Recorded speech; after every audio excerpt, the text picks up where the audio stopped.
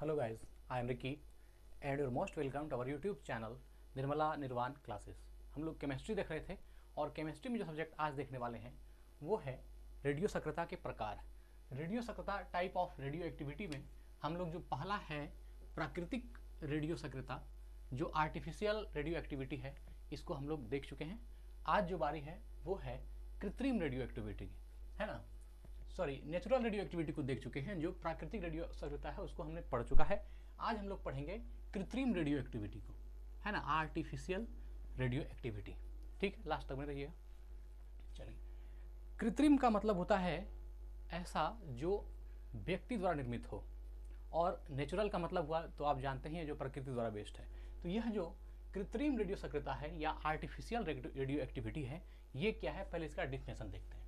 तो कृत्रिम रेडियो सक्रियता वह प्रक्रिया है, कृत्रिम रेडियो सक्रियता या जो आर्टिफिशियल रेडियो एक्टिविटी है, यह क्या है, एक प्रोसेस है।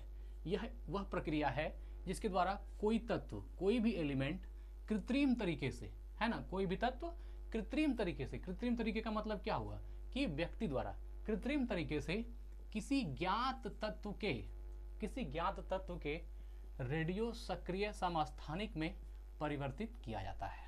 देखिए, इसमें जो है इसका परिभाषा है, क्या बोला, कृत्रिम रेडियो सक्रियता वह प्रक्रिया है जिसके द्वारा कोई तत्व, कोई भी एलिमेंट कृत्रिम तरीके से, है ना, किसी ज्ञात तत्व के रेडियो सक्रिय समस्थानिक में, ज्ञात तत्व के रेडियो सक्रिय समस्थानिक का मतलब क्या हुआ, मतलब कि समस्थानिक और ज्ञात तत्व का, है ना, जो किसी ज्ञात तत्व के रेडियो, जिसके द्वारा कोई तत्व कृत्रिम तरीके से किसी ज्ञात तत्व के रेडियो सक्रिय समस्थानिक में परिवर्तित किया जाता है।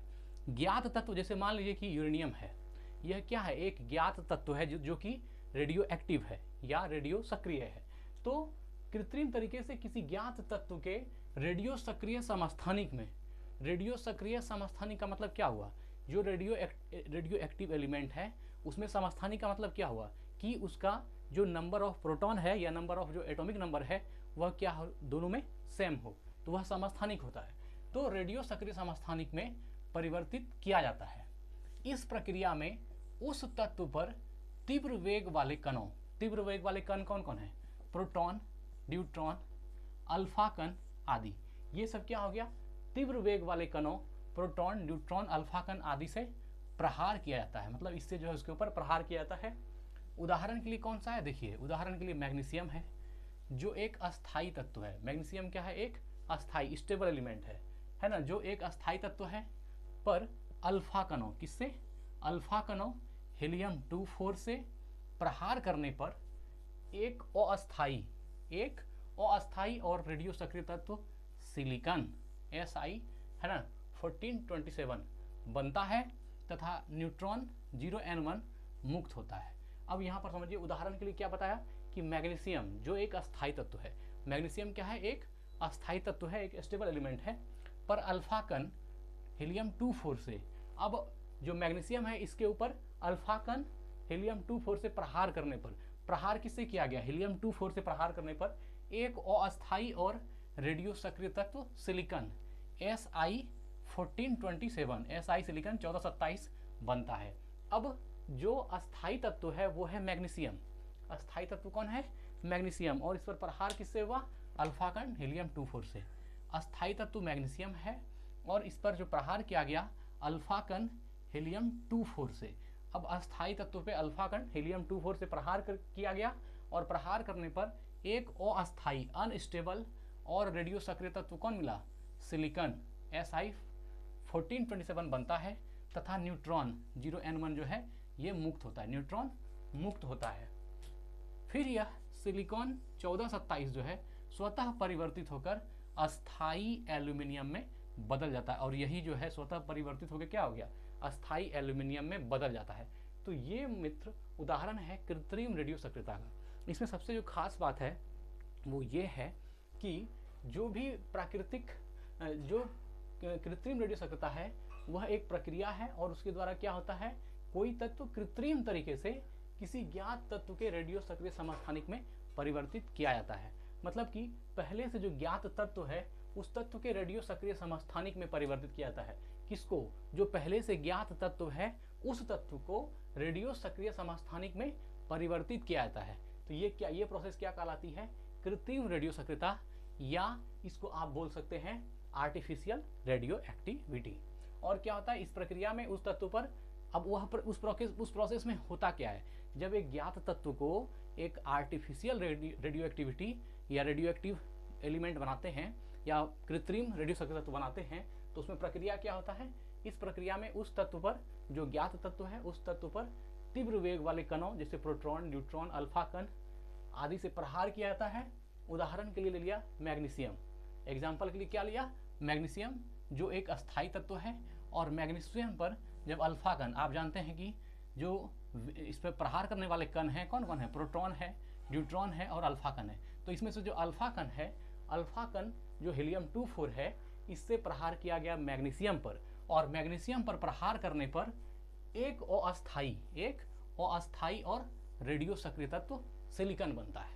जब मैग्नीशियम जो एक अस्थायी तत्व है, इस पर हीलियम-24 अल्फा कणों से प्रहार किया गया, तो एक अस्थायी और रेडियो सक्रिय तत्व कौन प्राप्त हुआ? सिलिकॉन प्राप्त हुआ। सिलिकॉन Si जो है 14 और 27 बनता है, तथा न्यूट्रॉन 01 मुक्त होता है, ये जो है रिलीज होता है। फिर यह सिलिकॉन 14-27 स्वतः अपने आप परिवर्तित होकर अस्थायी एल्यूमिनियम में बदल जाता है। अपने आप ये किस में बदल जाता है? अस्थायी एल्यूमिनियम में, है ना, अस्थायी एल्यूमिनियम, स्टेबल एल्यूमिनियम में चेंज हो जाता है। तो यह जो है टोटल प्रक्रिया है किसका? कृत्रिम रेडियो सक्रियता का। अब यहाँ देखिए बताया गया उदाहरण से, यह जो है मैग्नीशियम का एटॉमिक मास 24 होता है, यह अस्थायी था, इसके ऊपर हीलियम-24 जो अल्फा कण बोलते हैं, हीलियम-24 अल्फा कण से प्रहार किया गया। इसके बाद जो है सिलिकॉन 14-27, ये एक अस्थायी कण जो है प्राप्त हुआ, और न्यूट्रॉन यहाँ पर मुक्त हुआ, और साथ ही क्या हो गया? यहाँ पर जो है यह अस्थायी एल्यूमिनियम में बदल गया। किसमें बदल गया?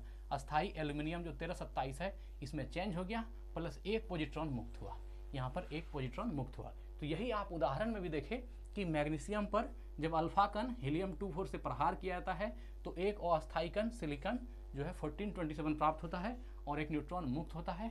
इसी के साथ जो है एल्यूमिनियम जो एक अस्थायी एल्यूमिनियम है ना, यह जो है सिलिकॉन 14-27 जो है, ये स्वतः परिवर्तित होकर एक अस्थायी एल्यूमिनियम में बदल जाता है। तो यहाँ प्राप्त हुआ अस्थायी रूप से सिलिकॉन 14-27, लेकिन जब इस पे न्यूट्रॉन मुक्त हुआ, लेकिन यही जो है सिलिकॉन जो अस्थायी रूप से प्राप्त हुआ, यह स्वतः परिवर्तित होकर के क्या बन गया? यह अस्थायी एल्यूमिनियम में बदल गया। ये अस्थायी एल्यूमिनियम हो गया, और ये पॉजिट्रॉन मुक्त हुआ। ठीक है, अब देखिए कृत्रिम रेडियो सक्रियता, है ना, कृत्रिम रेडियोधर्मिता के कई स्रोत हैं। ऐसा बहुत सा सोर्स है जिससे कृत्रिम रेडियो सक्रियता जो है प्राप्त की जा सकती है। तो कृत्रिम रेडियोधर्मिता के कई स्रोत हैं, जैसे कि चिकित्सा अनुप्रयोग और औद्योगिक गतिविधियां, है ना, औद्योगिक गतिविधियां, परमाणु ऊर्जा उत्पादन कृत्रिम रेडियोधर्मिता में योगदान का केवल एक छोटा सा हिस्सा है। इसके अलावा भी बहुत सारा यूजेज है, ये एक छोटा सा हिस्सा है। कृत्रिम रेडियोधर्मिता के कई स्रोत हैं, जैसे कि चिकित्सा अनुप्रयोग और औद्योगिक गतिविधियां, परमाणु ऊर्जा उत्पादन कृत्रिम रेडियोधर्मिता में योगदान का केवल एक छोटा सा हिस्सा है।